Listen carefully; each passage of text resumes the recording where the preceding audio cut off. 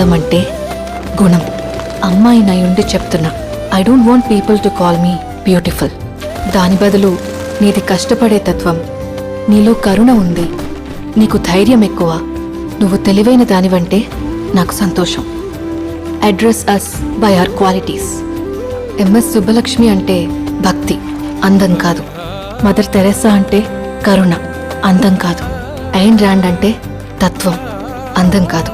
సరస్వతి అంటే విద్య, దుర్గా అంటే ధైర్యం, గౌరీ అంటే తపస్సు, లక్ష్మి అంటే శుభం.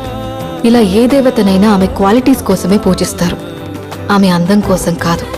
నీ గుణాలే నీ సంతకమవుతాయి, నీ అందం కాదు. అందుకే ప్రపంచము మగాళ్ళలో కాదు, ఆడదే ఆడదాన్ని అందాన్ని దాటి చూసుకోగలగాలి. అలా అందాన్ని దాటి చూస్తే ఆడదానిలో ఒక సముద్రమే కనపడుతుంది. గుణాలతో నిండిన ఒక దేవతే దర్శనం